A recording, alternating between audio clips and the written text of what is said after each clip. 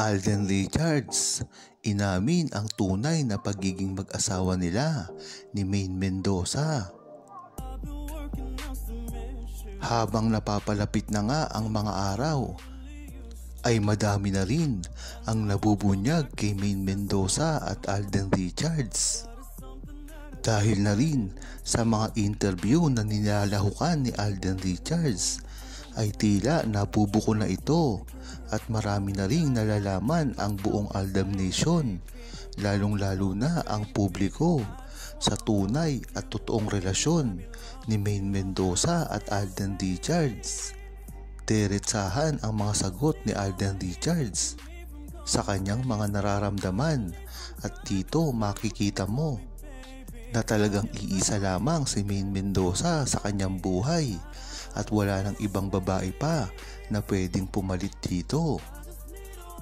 Ngunit maganda na rin ang nangyayaring ito.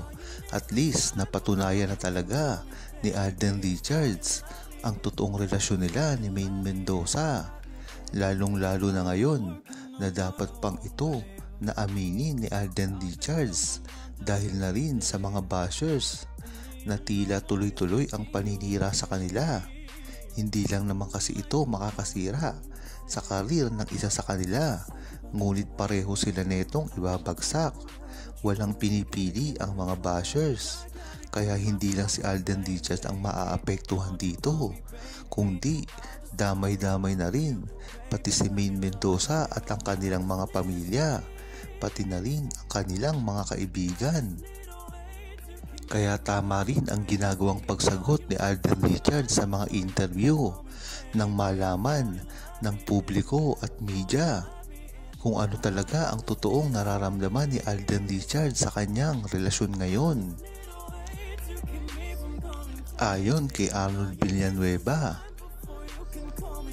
maganda at katanggap-tanggap ang gagawing pag-amin ni Alden Richards sa publiko.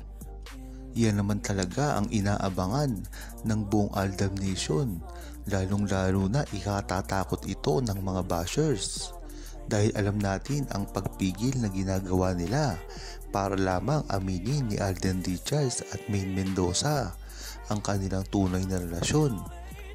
Talagang maswerte lang ang mga bashers dahil ito ay nasa kontrata na ni Alden Richards at Maine Mendoza. Ang gagawin nilang hindi pag-amin sa publiko. Dahil nga dito ay talagang nag-aalinlangan si Alden Richards at Maine Mendoza. Ang pagpapatunay dito ay ang paggawa ni Alden Richards ng kanyang sariling kumpanya. Kaya kahit ito ay magkaproblema sa kanyang kontrata, ay nariyan pa rin at makakagawa siya ng kanyang mga pelikula at proyekto. Bagamat hindi malinaw kung anong kontrata ang pinirmahan ni Maine Mendoza. Dahil nga naman walang artist or grupo ang TV5 na makakagawa nito.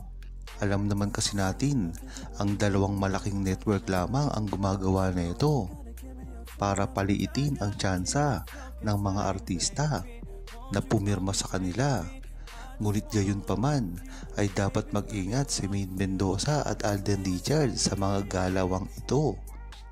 Lalong-lalo na ngayon, talagang nahihirapan si Maine Mendoza at Alden Richards sa mga pag-amin na gagawin nila.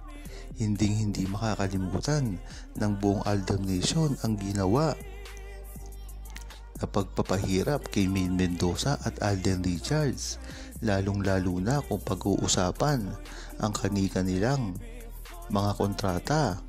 Nabatid kasi ng buong Aldab Nation ang hindi normal na gawain ng isang artista na talagang kahit gaano kasikat si Maine Mendoza at Alden Richards noon at talagang gustong-gusto nilang magsama at nagkakaintindihan sa lahat ng kanilang feelings. Ngunit ang tanong ng Aldab Nation, bakit iisa lamang ang nagawa nilang movie at teleserye? Diyan pa lang ay malalaman mo na ito ay nasa kontrata nila at yan ang pumipigil sa kanilang pagsasama. Napakatagal nilang nagsama, ngunit bakit iisang pelikula lamang at iisang teleserye? Diyan pa lang ay alam mo na na hindi kagustuhan ni Maine Mendoza at Alden Richards ang nangyari sa kanila dati. Talagang mapapaisip ka na lang, ang pinakasikat na love team at pinakasikat na artista sa buong Pilipinas ay ganun lamang ang nabigay sa industriya ng teleserye at movie. Gayon, ang mga hindi naman gano'ng kasikat noong 2015 ay nakakagawa ng 2 o 3 movie sa loob ng 3 taon. Talagang napaka-posible na mangyari ito kay Maine Mendoza at Alden Richards, at isang kasagutan lamang ang mangyayari dyan ay talagang natali sila sa kanilang mga kontrata at talagang nahawakan sa leeg si Alden Richards. Diyan mo talaga malalaman dahilan ito ang pagpirma ni Alden Richards at Maine Mendoza sa APT. Nakakapagtaka rin talaga na bakit mismo pa silang nasa APT ay hindi man lang sila makagawa ng anumang proyekto. At dyan na nga lumabas ang problema mismo ng Eat Bulaga at TVJ sa APT. Dito pa siguro ma-explain ang buong pangyayari na talaga nagka-problema na ang management ni Maine Mendoza at Alden Richards. Kung matatandaan nyo, walang kaalam-alam ang publiko at Aldab Nation sa nangyayari na problema sa management nila. Dito mo malalaman na ang APT ay hindi naman pala talaga solely na pang-aari ni Mr. Tubera, at ito pala ay pag-aari ng mga halosos. Kaya talagang nalilinawan na unti-unti at araw-araw ang buong Aldab Nation at ang publiko sa mga nangyari noon, na talagang dito pa lang ay mapapatunayan mo na talagang ang kontrata nila ang nagpahirap sa kanila sa dami ng mga bumabatikos at ang mga nakikialam sa kanilang mga kasikatan.